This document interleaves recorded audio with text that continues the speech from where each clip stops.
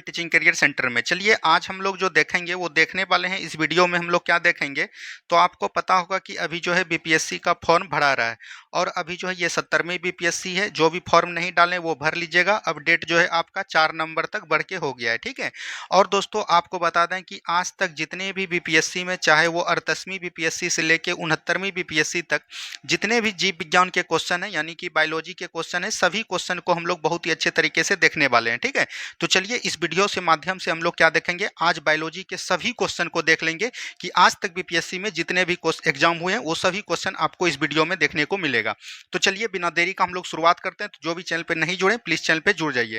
देखिए पहला क्वेश्चन बोला गया था कि पुस्तक द ओरिजिन ऑफ स्पीसीज किसने लिखी है, यह पूछा गया था 65वीं बीपीएससी में, ठीक है। तो यहाँ पर द पुस्तक बोला गया, द ओरिजिन ऑफ स्पीसीज किसने लिखी है, तो ये याद रखिएगा चार्ल्स डार्विन ने लिखा है। किसने लिखा है, चार्ल्स डार्विन ने लिखा है। अच्छा, इस पुस्तक में क्या दिया था, तो याद रखिएगा विकासवाद का सिद्धांत दिया था। क्या दोस्तों, विकासवाद का सिद्धांत इसी पुस्तक में देखने को मिलता है। और यह पुस्तक किसने लिखी है, तो चार्ल्स डार्विन के द्वारा लिखा गया है। ये आपको ध्यान रखना है। चलिए नेक्स्ट क्वेश्चन की तरफ। नेक्स्ट क्वेश्चन को ध्यान से देखिए क्या बोला गया, मानव तंत्र में इंसुलिन किसका उपापचय, यहाँ पर उपापचय होगा, उपापचय मेटाबॉलिज्म नियंत्रण करता है। तो आपको पता है कि मानव तंत्र में इंसुलिन जो है एक प्रकार का क्या है, हार्मोन है। क्या है, हार्मोन है। तो ये चीज ध्यान रखिएगा।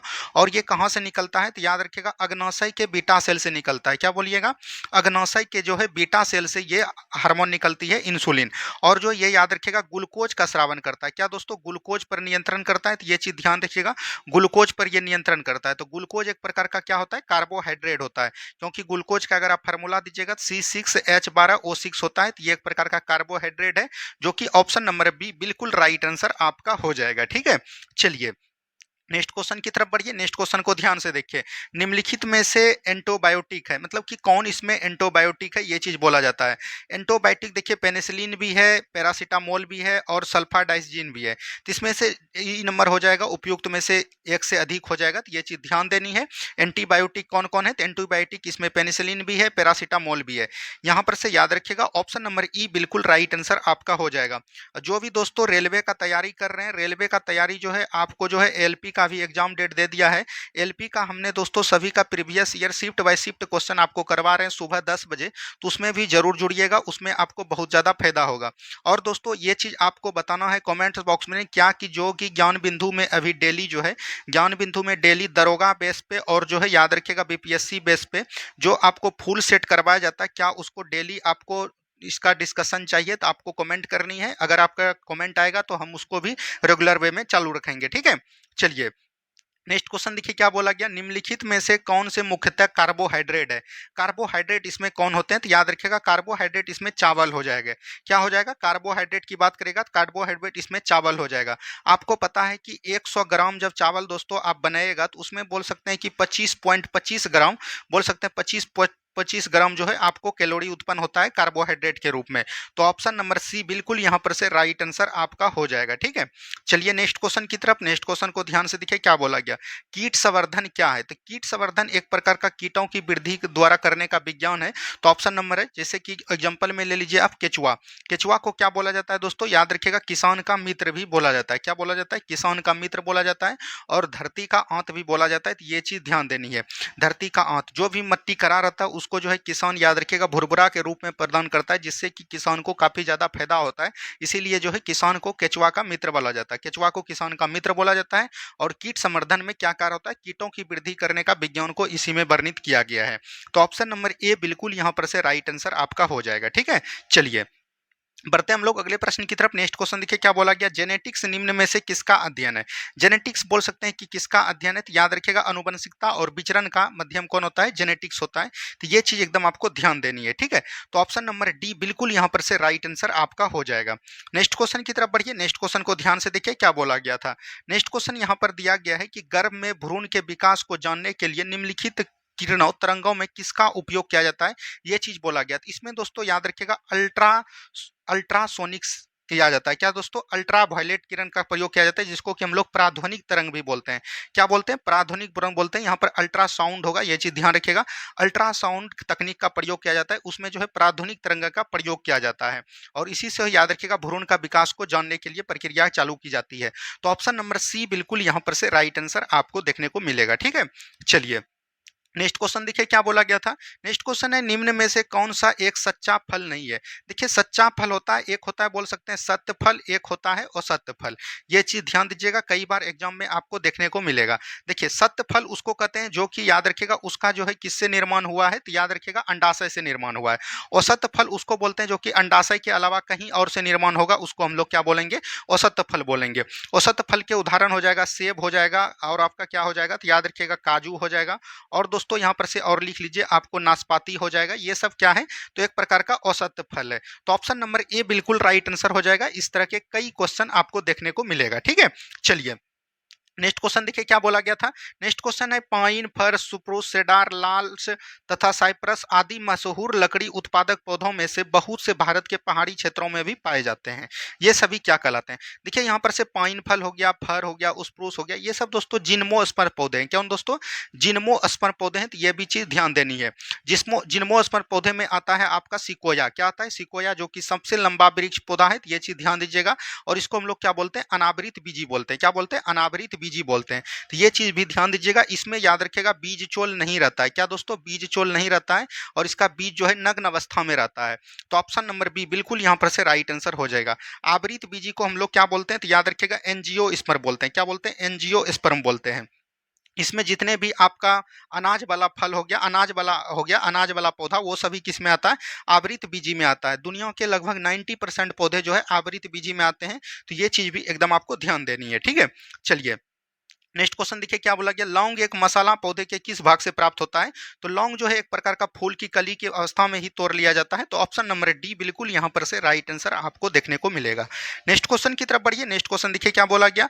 लौंग पौधे के निम्नलिखित में से किस भाग से प्राप्त होते हैं। तो लौंग जो है सूक्ष्म पुष्प कली से प्राप्त होते हैं। तो दोनों एक प्रकार के क्वेश्चन थे, और ये 56वें बीपीएससी से लेकर 59वीं बीपीएससी तक लगातार ये क्वेश्चन आपको पूछने को मिला है।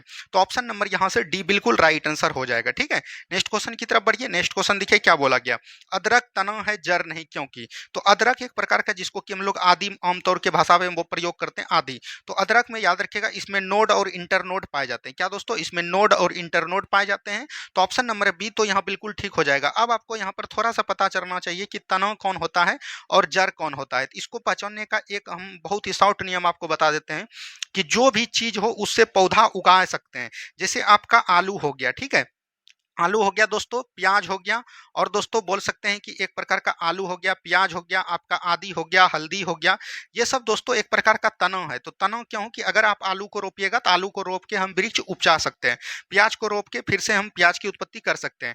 और जड़ किसको बोलते हैं, जिससे कि मतलब कि डायरेक्ट बीज उससे मतलब पौधे उत्पन्न नहीं कर सके, जैसे आपका गाजर हो गया।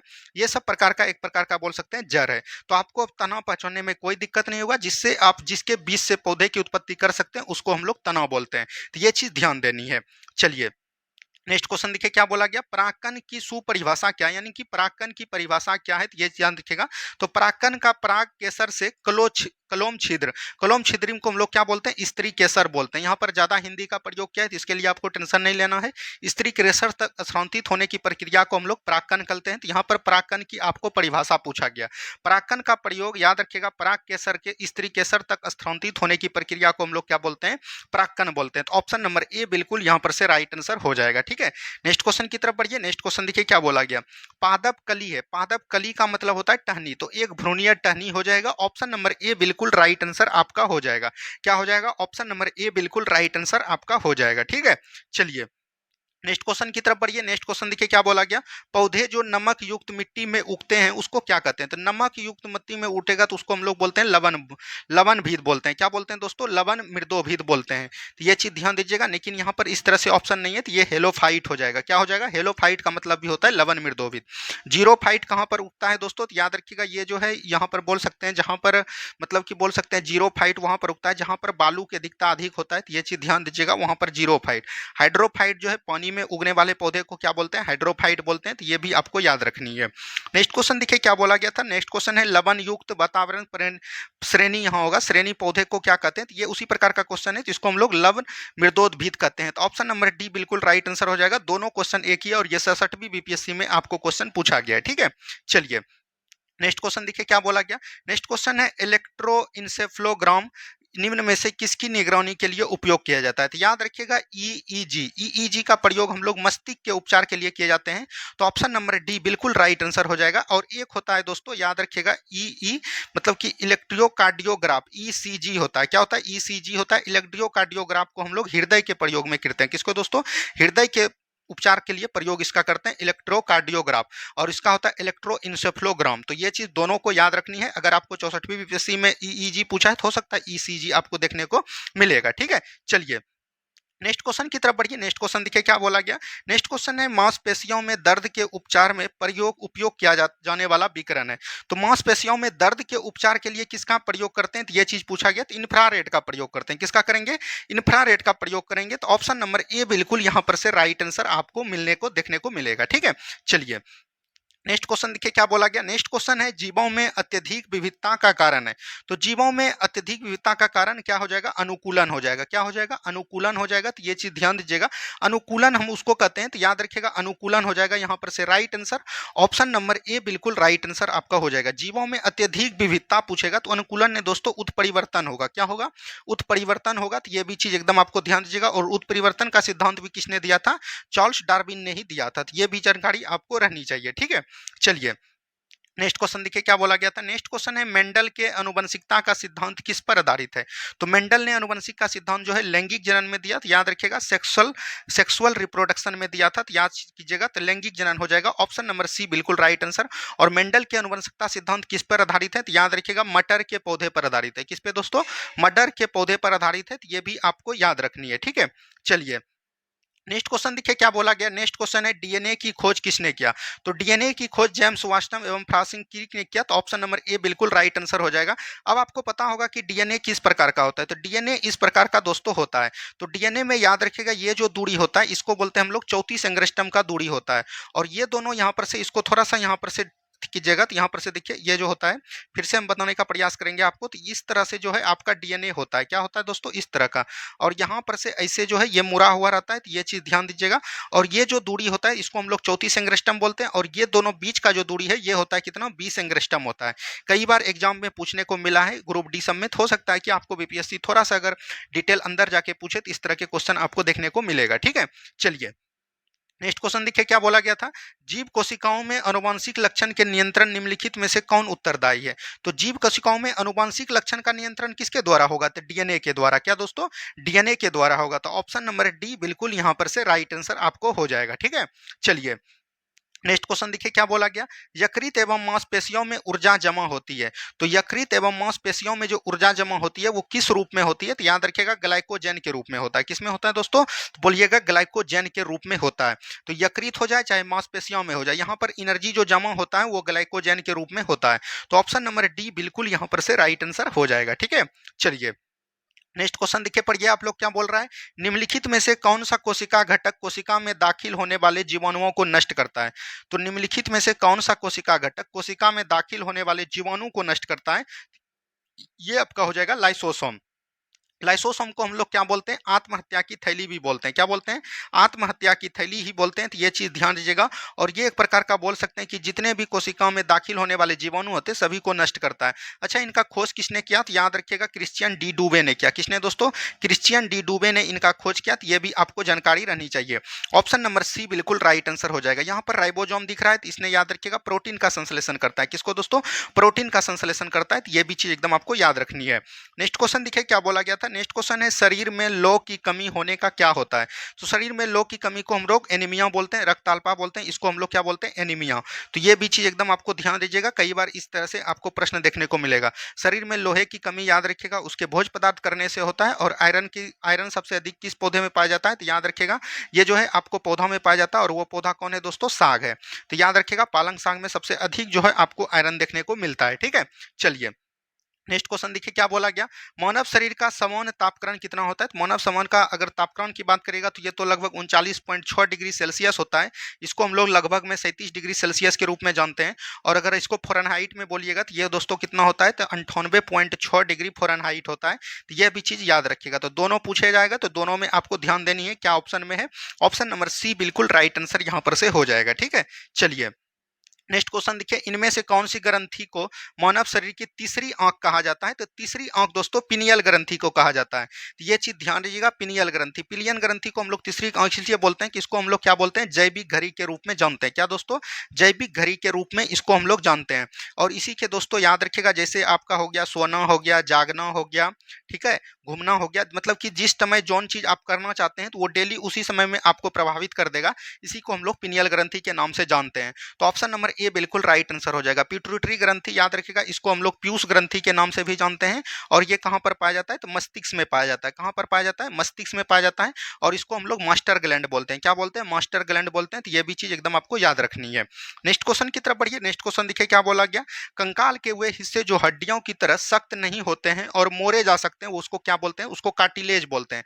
जैसे याद रखिएगा, आपका कान का हड्डी हो गया, नाक का हड्डी हो गया, ये सब दोस्तों कार्टिलेज का बना होता है, उपास्थि का बना होता है। इसीलिए ऑप्शन नंबर सी बिल्कुल राइट आंसर हो जाएगा। इसको आसानी से आप हड्डी की तरह, हड्डी के अलावा किसी की तरह आप इसको मोड़ सकते हैं। ठीक है, चलिए नेक्स्ट क्वेश्चन देखिए क्या बोला गया। नेक्स्ट क्वेश्चन है, लाइकन में एक क्लोरोफिल युक्त पार्टनर एक साथ रहते हैं, उसको हम लोग क्या बोलते हैं? शैवाल और कवक बोलते हैं। शैवाल और कवक का सहजीवी वर्णन कौन होता है? तो याद रखिएगा वो लाइकेन होता है।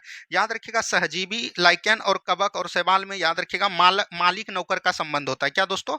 मालिक नौकर का संबंध होता है। तो इसीलिए इसको याद रखिएगा क्या बोलते हैं? हेलोटिज्म में भी बोलते हैं। क्या बोलते हैं? हेलोटिज्म बोलते हैं। तो ये भी चीज ध्यान दीजिएगा। शैवाल का अध्ययन क्या बोलता है? तो याद रखिएगा फाइकोलॉजी बोलते हैं। क्या बोलते हैं? फाइकोलॉजी बोलते हैं। वहीं कवक का अध्ययन को हम लोग क्या पढ़ते हैं? तो याद रखिएगा माइकोलॉजी बोलते हैं। क्या बोलते हैं? माइकोलॉजी। तो ये सब चीज क्वेश्चन को एकदम डायरेक्टली आपको याद रखनी है। बस आप लोग 10 दिन जुड़े रहिए, आपका सारा क्वेश्चन हम क्लियर कर देंगे। नेक्स्ट क्वेश्चन की तरफ बढ़िए। नेक्स्ट क्वेश्चन देखिए क्या बोला गया, मादा एनोफिलीज को मादा क्यूलेक्स से अलग किया जा सकता है क्योंकि यह बैठती है। देखिए, मादा क्यूलेक्स मच्छर जो है याद रखिएगा ये समांतर जगह पे बैठता है। क्या दोस्तों? समांतर इस तरह से बैठता है। लेकिन याद रखिएगा मादा एनोफिलीज जो है एक कोण पर बैठता है, एक साथ कोण पर बैठता है। तो ये चीज ध्यान दीजिएगा। तो अधः स्तर की सतह पर, समकोण पर नहीं दोस्तों, अधः स्तर एक साथ कोण पर। ऑप्शन नंबर बी बिल्कुल राइट आंसर हो जाएगा। मादा क्यूलेक्स मच्छर से याद रखिएगा जापानी इंसेफेलाइटिस रोग होता है। क्या दोस्तों? जापानी इंसेफेलाइटिस रोग होता है। तो ये भी चीज एकदम आपको ध्यान देनी है। ठीक है, और मादा एनीफिलीज मच्छर से जैसे आपका हो गया दोस्तों, बोल सकते हैं कि चिकनगुनिया हो गया, तो ये सब दोस्तों मादा एनीफिलीज मच्छर के द्वारा होता है। तो ऑप्शन नंबर बी बिल्कुल राइट आंसर आपका हो जाएगा। ठीक है, चलिए नेक्स्ट क्वेश्चन देखिए क्या बोला गया, शरीर की प्रतिरोधक क्षमता से जुड़ा सबसे महत्वपूर्ण कोशिका किस प्रकार का होता है? तो याद रखिएगा इसको हम लोग बोलते हैं लिम्फोसाइट। क्या बोलते हैं? लिम्फोसाइट बोलते हैं। शरीर की प्रतिरोधक क्षमता से जुड़ा सबसे महत्वपूर्ण कोशिका कौन है? तो लिम्फोसाइट है। ऑप्शन नंबर सी बिल्कुल यहाँ पर से राइट आंसर आपका हो जाएगा। लिम्फोसाइट किसको बोलते हैं? तो याद रखिएगा ये जो है रक्त में पाया जाता है और ये लसिका में भी पाया जाता है। लसिका किसको कहते हैं? तो याद रखिएगा मांसपेशी जो होता है दोस्तों, मांसपेशी और हड्डी के बीच जो दोस्तों ये बचा हुआ भाग रहता है, उसमें जो तरल अवस्था में रहता है उसी को हम लोग लसिका बोलते हैं। तो ये भी चीज ध्यान दीजिएगा। और इसका कलर की बात करेगा तो ये श्वेत होता है, तो व्हाइट होता है। तो ये भी चीज ध्यान देनी है। चलिए नेक्स्ट क्वेश्चन देखिए क्या बोला गया, मानव शरीर की मांसपेशियों के बारे में निम्नलिखित में से कौन सा कथन गलत है, यानी कि गलत है इसमें। देखिए, मांसपेशियां केवल हड्डी को धक्का दे सकती है, नहीं दोस्तों। मांसपेशी जो है एक प्रकार का प्रचलन अंग है। क्या दोस्तों? प्रचलन अंग है। ये हड्डी को धक्का नहीं देता, इसके द्वारा आदमी चल सकता है, बैठ सकता है, उठ सकता है। तो यही आपका गलत हो जाएगा। तो ऑप्शन नंबर ए ही आपका राइट आंसर यहाँ पर से देखने को मिलेगा आपको।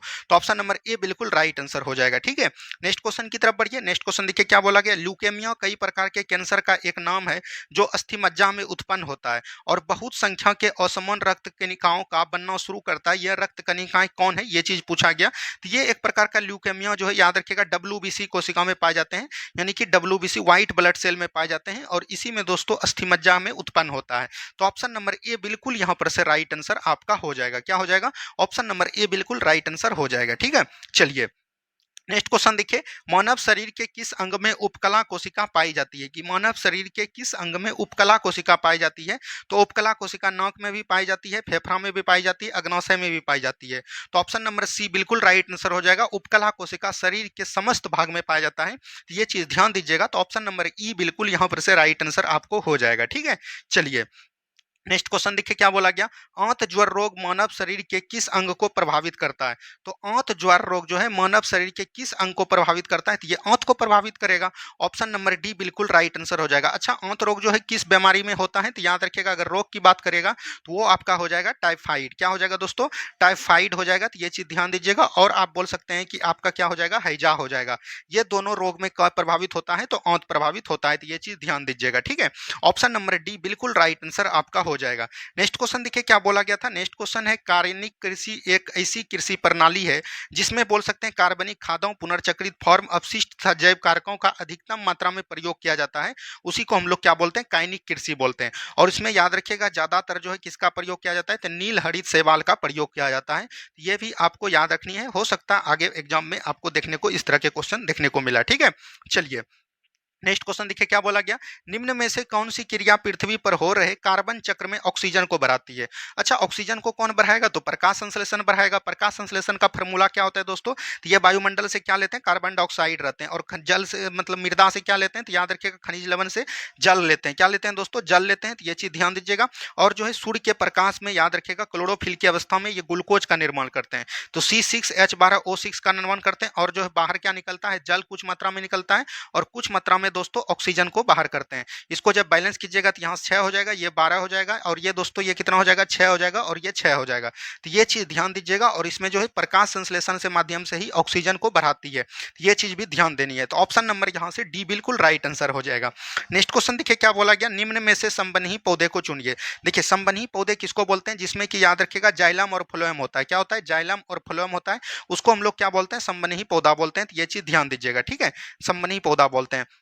और एक प्रकार का ये फर्न जो है एक प्रकार का संवहनी पौधा है। तो ऑप्शन नंबर डी बिल्कुल यहाँ पर से राइट आंसर आपका हो जाएगा। और संवहन पौधा याद रखिएगा टेरिडोफाइटा समूह के पौधा है। क्या दोस्तों, टेरिडोफाइटा समूह के पौधा है। तो ये भी चीज ध्यान रखिएगा। और ये एक प्रकार का अपुष्पी पौधा है। क्या बोल सकते हैं, अपुष्पी पौधा होते हैं। तो ये भी चीज जानकारी आपको रहनी चाहिए, ठीक है। चलिए नेक्स्ट क्वेश्चन देखिए क्या बोला गया।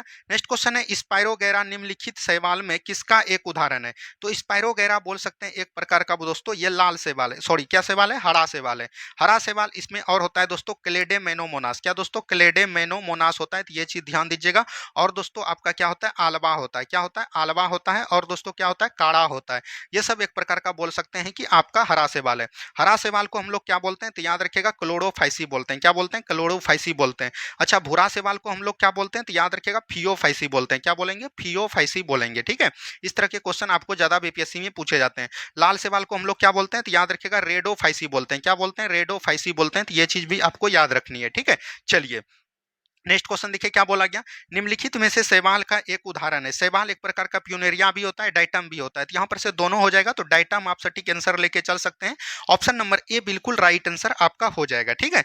चलिए नेक्स्ट क्वेश्चन देखिए क्या बोला गया, निम्नलिखित में से कौन सा प्राणी जगत का सबसे बड़ा संघ है। ये हो जाएगा आर्थ्रोपोडा। आर्थ्रोपोडा प्राणी जगत का सबसे बड़ा संघ होता है। तो ये चीज ध्यान दीजिएगा। ऑप्शन नंबर ए बिल्कुल राइट आंसर आपका यहां पर से हो जाएगा। नेक्स्ट क्वेश्चन देखिए क्या बोला गया। नेक्स्ट क्वेश्चन है, निम्न में से जैविक उर्वरक का सही उदाहरण कौन सा है। यानी जैविक उर्वरक का कौन सा उदाहरण है। तो ये चीज ध्यान दीजिएगा।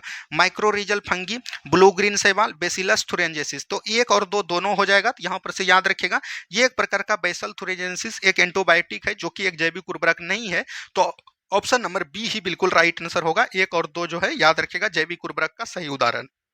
चलिए नेक्स्ट क्वेश्चन को तरफ देखिए। नेक्स्ट क्वेश्चन देखिए क्या बोला गया, निम्न में से किस पौधे ने खाद्य सामग्री संग्रह करने के लिए अपने स्टेम को संशोधित किया है। मतलब खाद्य संग्रामी संग्रहण करने के लिए स्टेम। स्टेम मतलब क्या होता है दोस्तों, तनाव।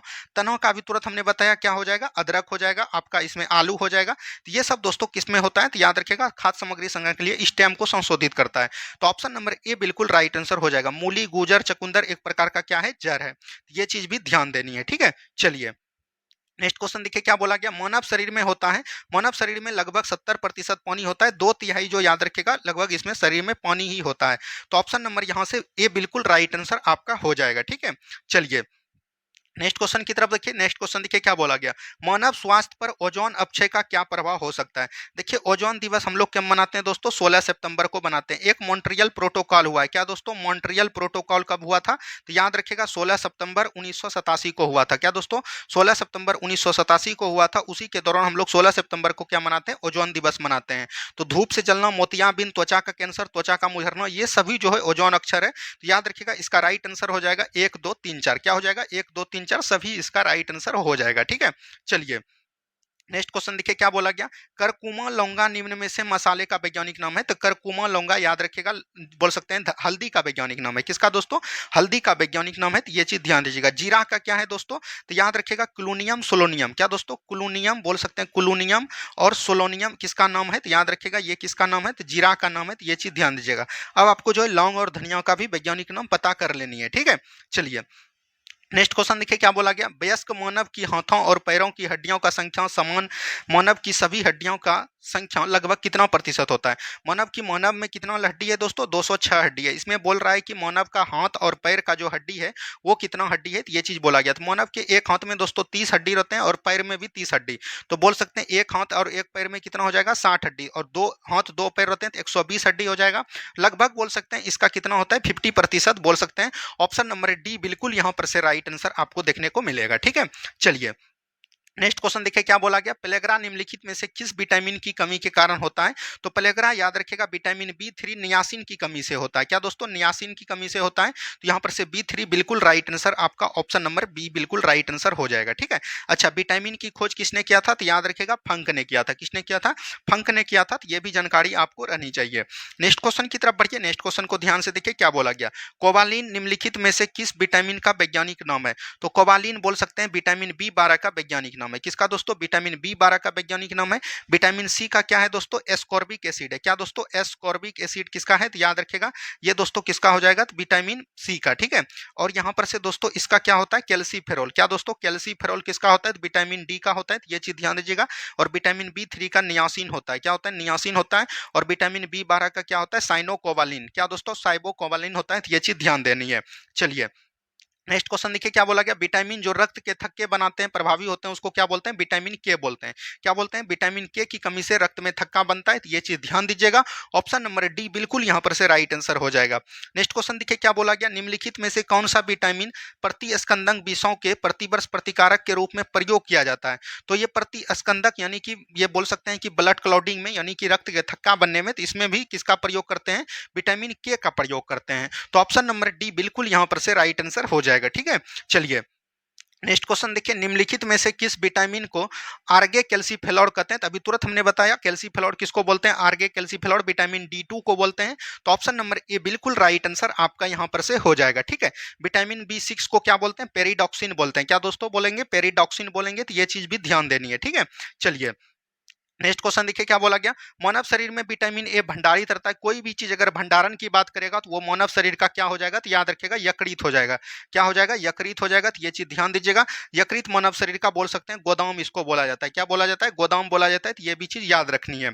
चलिए बढ़ते हैं हम लोग अगले प्रश्न की तरफ। नेक्स्ट क्वेश्चन को ध्यान से देखिए, निम्नलिखित में से कौन सा युग्म सही सुमेलित नहीं है, यानी कि गलत है। देखिए रेटिनॉल विटामिन ए की कमी से होता है। जीरोथेप्लिया ये आंख का बीमारी है, बिल्कुल ठीक हो जाएगा। टोकोफेरॉल दोस्तों विटामिन ई होता है और इसमें जो है याद रखिएगा बांझपन का शिकार होता है। क्या दोस्तों, बांझपन। तो ऑप्शन नंबर यही सही नहीं है। तो ऑप्शन नंबर बी बिल्कुल राइट आंसर हो जाएगा। Beriberi vitamin B thiamine की कमी से होता है। तो ये चीज ध्यान दीजिएगा।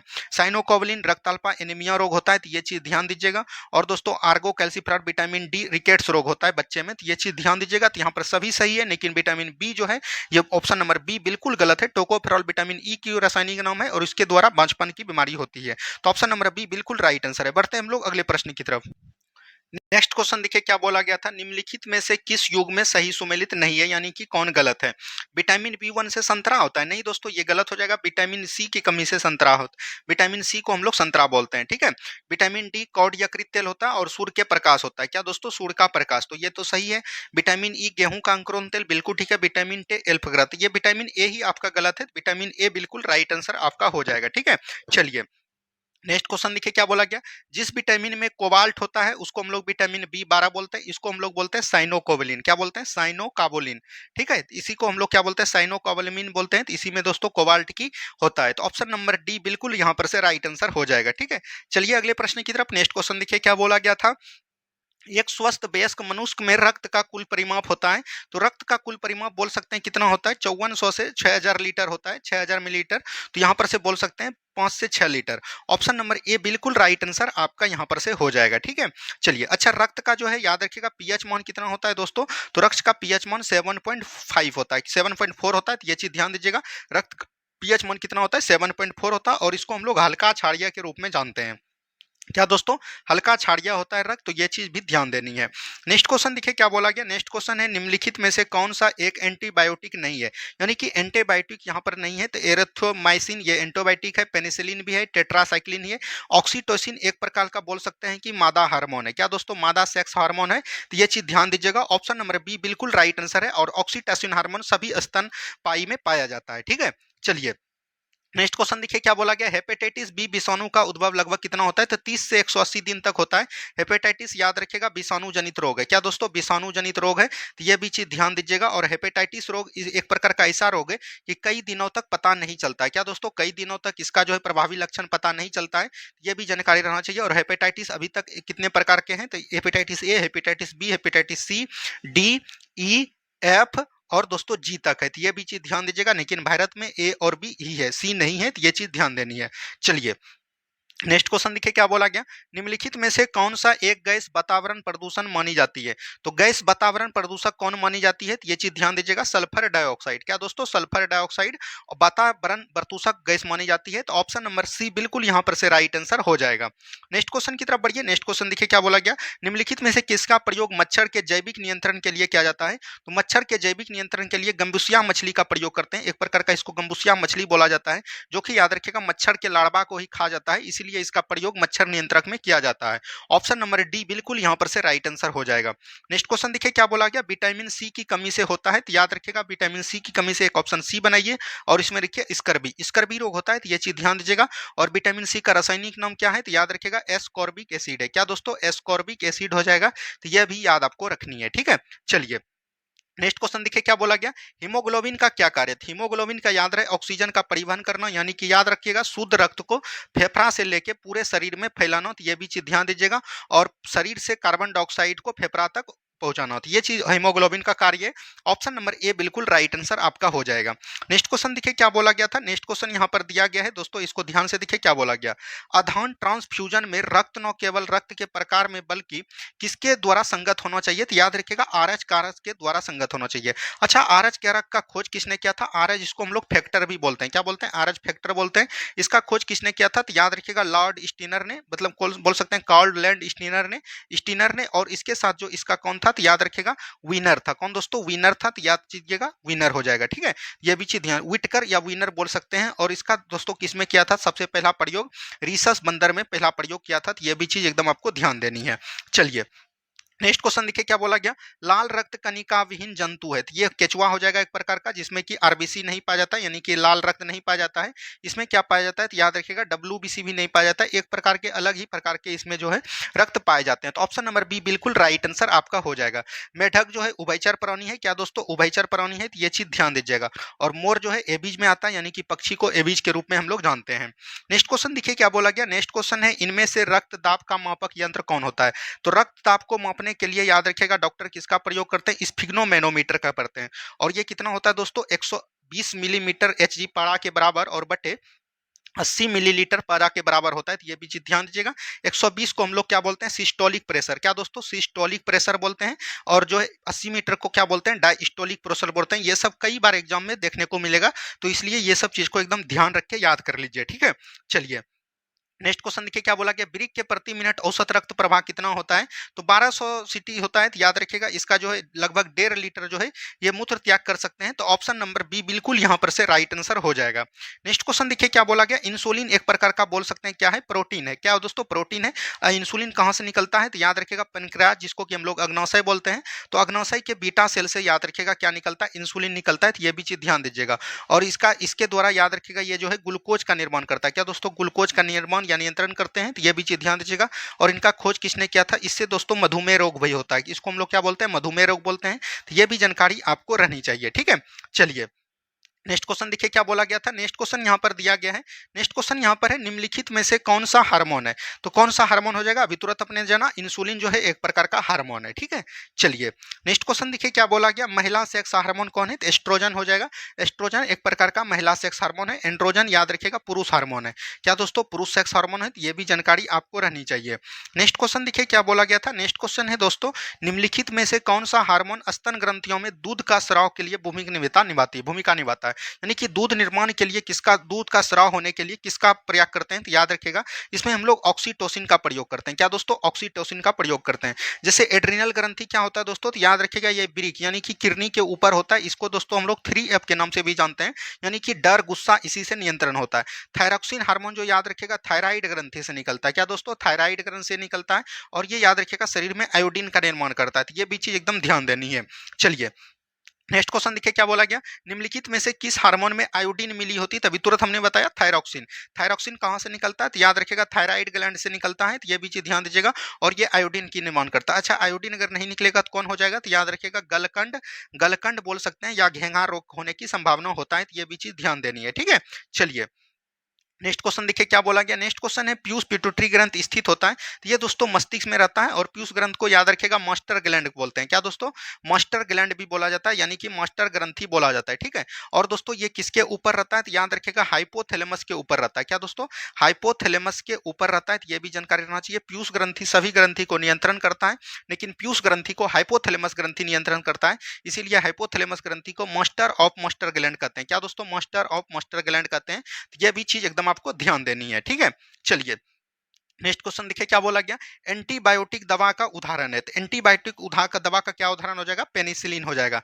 पेनिसिलिन के साथ साथ बोल सकते हैं यहाँ पर पेनिसिलिन ही हो जाएगा, ऑप्शन नंबर डी। अच्छा पेनिसिलिन का खोज किसने किया था? तो याद रखिएगा अलेक्जेंडर फ्लेमिंग ने किया था। कुछ दोस्तों बोलेंगे अलेक्जेंडर फ्लेमिंग ने किया था पेनिसिलिन का खोज। तो यह भी चीज एकदम आपको ध्यान देनी है, ठीक है। चलिए नेक्स्ट क्वेश्चन देखिए क्या बोला गया। नेक्स्ट क्वेश्चन है, चिकित्सा स्थितियों का निदान करने के लिए MRI तकनीक का उपयोग किया जाता है। MRI में किसका उपयोग नहीं किया जाता है? देखिए MRI जो होता है दोस्तों, इसमें हम लोग किसका प्रयोग करते हैं? तो इसमें चुंबकीय क्षेत्र, रेडियो तरंग का तो करते हैं, लेकिन एक्स किरण और गामा किरण ये दोस्तों बोल सकते हैं उच्च उच्च विकिरण है। क्या दोस्तों? उच्च आयनीकरण विभव है। इसीलिए दोस्तों इसका प्रयोग हम नहीं करते हैं। तो यहाँ से सी हो जाएगा, ई हो जाएगा। एक और दो दोनों प्रयोग करते हैं, लेकिन जो है बी डी नहीं करते हैं। तो एक से अधिक हो जाएगा। ऑप्शन नंबर ई बिल्कुल यहाँ पर से राइट आंसर हो जाएगा, ठीक है। चलिए नेक्स्ट क्वेश्चन देखिए क्या बोला गया, अंगूरा ऊन किससे निकाला जाता है? तो अंगूरा ऊन बोल सकते हैं खरगोश के द्वारा निकाला जाता है। खरगोश में अंगोरा ऊन, इसको हम लोग बोलते हैं खरगोश के द्वारा जो ऊन प्राप्त किया जाता है उसको हम लोग अंगोरा के नाम से जानते हैं। तो ऑप्शन नंबर ए बिल्कुल राइट आंसर यहाँ पर से हो जाएगा, ठीक है। बढ़ते हम लोग अगले प्रश्न की तरफ। नेक्स्ट क्वेश्चन देखिए क्या बोला गया, पौधे अपना पोषक तत्व मुख्यतः किससे प्राप्त करते हैं? तो पौधे जो है अपना पोषक तत्व याद रखिएगा मृदा से प्राप्त करते हैं। मृदा से याद रखिएगा खनिज लवण की प्राप्ति करते हैं, और जो है जल का भी प्राप्त किया जाता है। तो ऑप्शन नंबर डी बिल्कुल राइट आंसर हो जाएगा। अच्छा पौधे में जो है जल का परिवहन किस दिशा में होता है? तो जल का परिवहन याद रखिएगा जाइलम के द्वारा होता है। किसके द्वारा दोस्तों? जाइलम के द्वारा। वही बात करिएगा यहाँ पर दोस्तों खाद्य पदार्थ किसके द्वारा होता है? खाद्य पदार्थ की बात करेगा तो फ्लोएम के द्वारा होता है। किसके द्वारा दोस्तों? फ्लोएम के द्वारा होता है। ये भी चीज एकदम आपको याद रखनी है। चलिए नेक्स्ट क्वेश्चन देखिए क्या बोला गया, प्रकाश संश्लेषण होता है। तो प्रकाश संश्लेषण किसमें होता है? तो क्लोरोप्लास्ट में होता है। प्रकाश संश्लेषण का हमने फॉर्मूला बताया कि वायुमंडल से कार्बन डाइऑक्साइड लेगा, और पृथ्वी से क्या लेगा दोस्तों? तो मृदा से जल लेगा। तो ये भी चीज ध्यान दीजिएगा। और सूर्य का प्रकाश लेगा। क्या दोस्तों? सूर्य का प्रकाश लेगा। और क्लोरोफिल लेगा। क्या दोस्तों? क्लोरोफिल लेगा। और इससे इसमें क्या निर्माण होगा? तो याद रखिएगा ग्लूकोज निर्माण होगा। क्या दोस्तों? ग्लूकोज निर्माण होगा। और कुछ मात्रा में जल का निर्माण होगा, और जो है ऑक्सीजन आएगा। तो ये चीज भी ध्यान दीजिएगा। तो इस तरह के सवाल आपको देखने को मिलेगा। इसको हम बैलेंस नहीं किए, बैलेंस इसको कर सकते हैं। तो ऑप्शन नंबर सी बिल्कुल राइट आंसर हो जाएगा, ठीक है। चलिए नेक्स्ट क्वेश्चन देखिए, प्रकाश संश्लेषण का उत्पोपाद है। तो ऑक्सीजन उत्पोपाद होता है, यानी कि बाहर आता है। तो उत्पन्न किसका होता है? तो ऑक्सीजन का होता है। तो यहाँ पर से ऑप्शन नंबर बी बिल्कुल राइट आंसर हो जाएगा।